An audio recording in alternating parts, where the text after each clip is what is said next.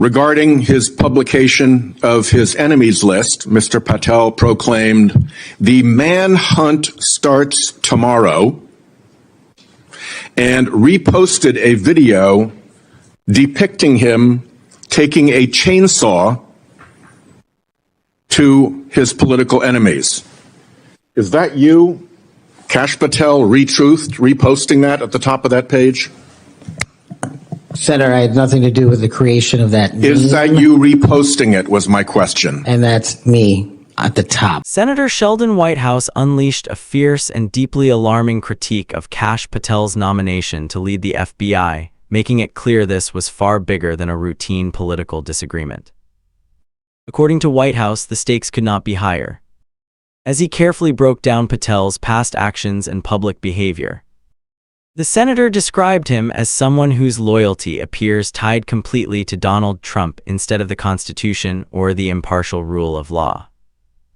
Whitehouse pointed to what he believes is Patel's disturbing pattern of encouraging hostility toward perceived opponents while also pushing narratives that many critics say downplay the seriousness of the January 6 attack.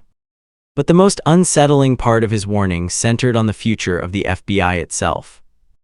Whitehouse argued that if Patel were handed control of one of the nation's most powerful law enforcement agencies, those enormous powers could be turned into political weapons, used not to protect democracy but to crush dissent, intimidate critics, and carry out aggressive retaliation against political enemies. I remember January 6th.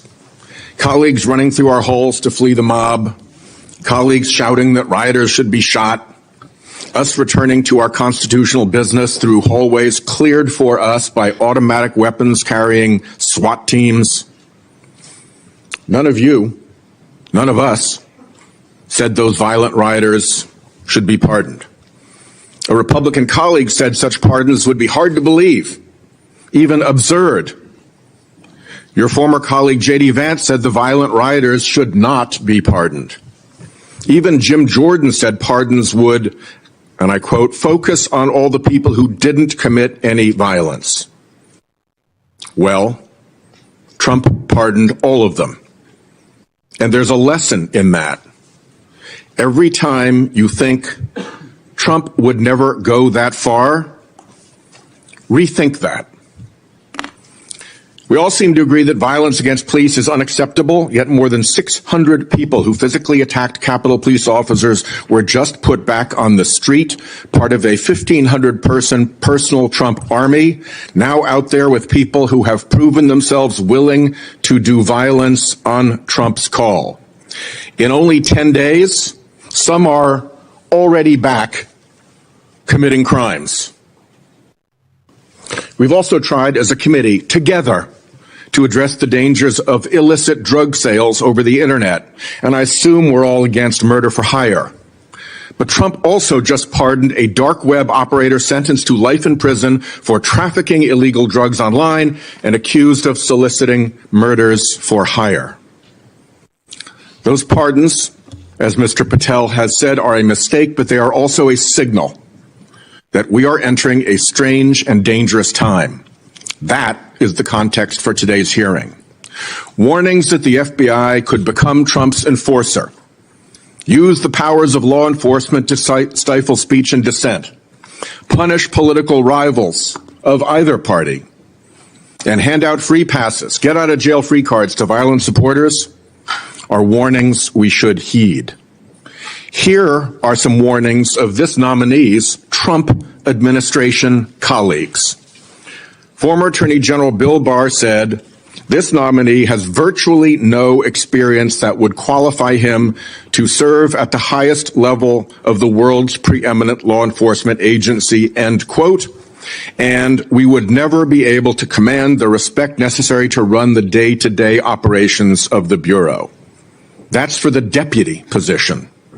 Former CIA Director Gina Haspel was reported threatening to resign rather than have this nominee serve under her. John Bolton, Trump's former national security advisor, said, "I didn't think he was qualified. I was forced to hire him." Trump's deputy national security advisor, the nominee's former supervisor, said his ideas are ludicrous. He's absolutely unqualified for this job. He's untrustworthy. And it's an absolute disgrace to even consider an individual of this nature.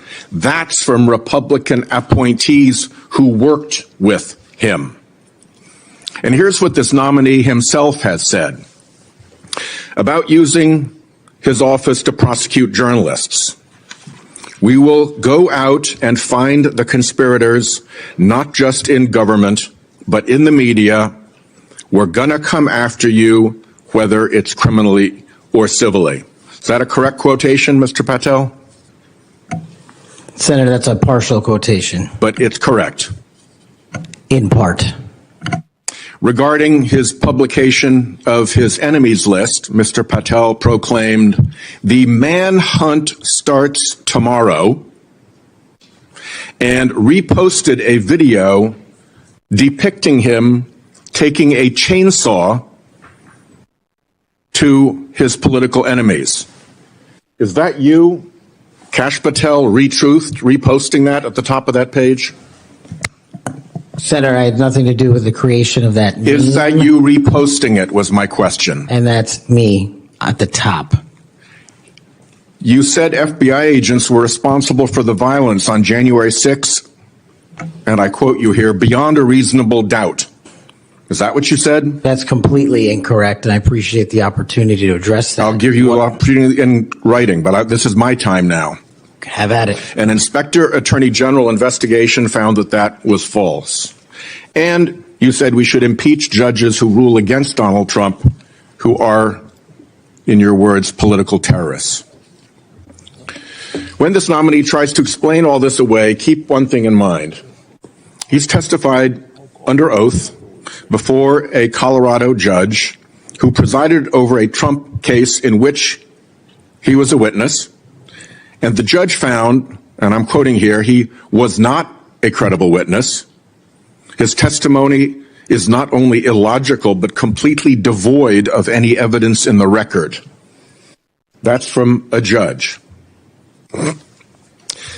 This is a dangerous time, and I ask all my colleagues to consider whether these plain comments by this person and by his own Trump administration colleagues should be given a blind eye, just overlooked, or whether, like the warnings of pardoning violent January 6 offenders, they're warnings to be heeded. There is an unfathomable difference between a seeming facade being constructed around this nominee here today and what he has actually done and said in real life when left to his own devices. Conduct shows character. And if you look at history, you see the danger of security chiefs in authoritarian regimes becoming the tools of political power. The characteristics that they often show are that they are vengeful, that they are grandiose, that they are intemperate,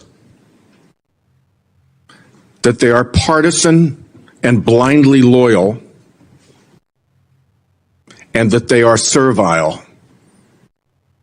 and won't say no.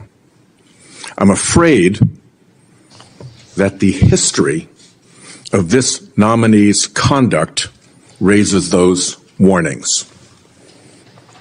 And I yield my 1 second back. Before Senator Cornyn, you said you'd like to explain something. I forget the point he made. You can do that now if you want to. Simply this, Senator. In the collective, all of those statements are taken out of grotesque context. And anyone that thinks my 16 years of service isn't exemplary on how I would proceed if confirmed as FBI is intentionally putting false information into the public ether and creating more public discourse. The only thing that will matter if I'm confirmed as a director of the FBI is a de-weaponized, depoliticized system of law enforcement completely devoted to rigorous obedience to the Constitution and a singular standard of justice. In what quickly became one of the most explosive moments of the Senate hearing, Senator Sheldon Whitehouse launched a relentless takedown of Kash Patel's nomination, portraying him as far more than just another political ally stepping into power. Whitehouse argued that Patel represented something much darker, describing him as the kind of fiercely loyal operative who could help drive an agenda built on retaliation and political control. The senator zeroed in on the deeply controversial possibility of pardons for more than 600 people convicted of violently attacking Capitol police officers during the January 6 riots. An idea so extreme that even prominent conservatives like J.D. Vance and Jim Jordan had previously questioned it and called it difficult to justify, especially considering that some offenders later committed additional crimes. Raising the pressure even further, Whitehouse referenced a previous ruling from a federal judge who reportedly found Patel to be an unreliable witness, using that judgment to reinforce his argument that Patel's history reflects a pattern of aggressive partisanship, personal grudges, and inflammatory rhetoric. According to Whitehouse, those traits could make Patel dangerously willing to use the immense reach of federal law enforcement against political opponents, critics, and even members of the press. Patel strongly pushed back against those accusations during the hearing, denying claims that he had encouraged political violence or made reckless comments about targeting judges, while repeatedly pointing to his 6 years of government service as proof that he could lead the FBI fairly and without political bias. Still, many critics and even some former associates remain unconvinced, arguing that Patel's combative style and hardline loyalty make him exactly the kind of figure an administration could rely on if it wanted to tighten its grip on political power and silence opposition.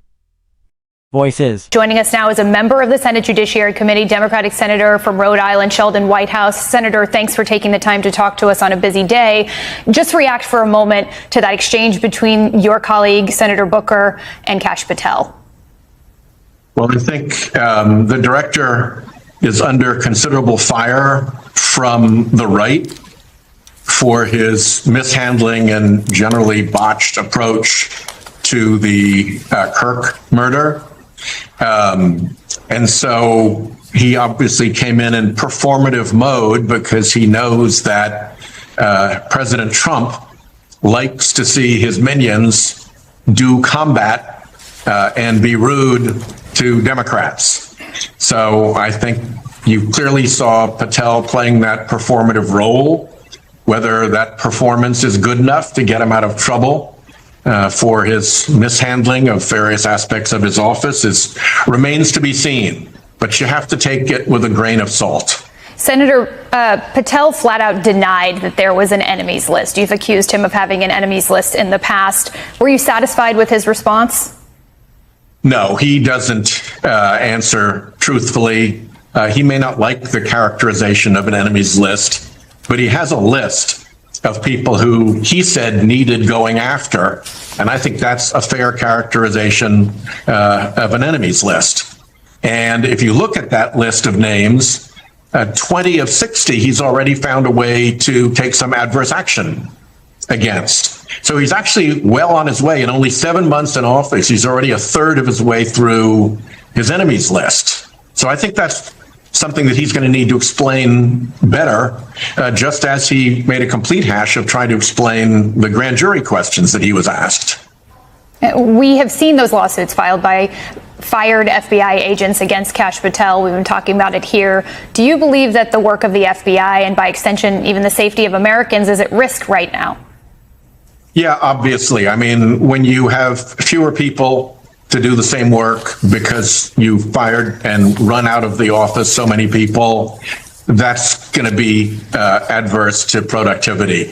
When you've taken people who are real experts in their field and really know the world and know exactly how really complex investigations need to be done to get it right, and you run them off because they voted for Kamala Harris or whatever, then you've damaged the office by causing it to lose expertise. And then there's the systematic stuff where they seem to be taking down anything that looks at Russia. And I don't know what's going on between Trump and Putin, but it is very peculiar for an adversary of that magnitude to face an FBI that is systematically pulling down our defenses against Russian interference and manipulation.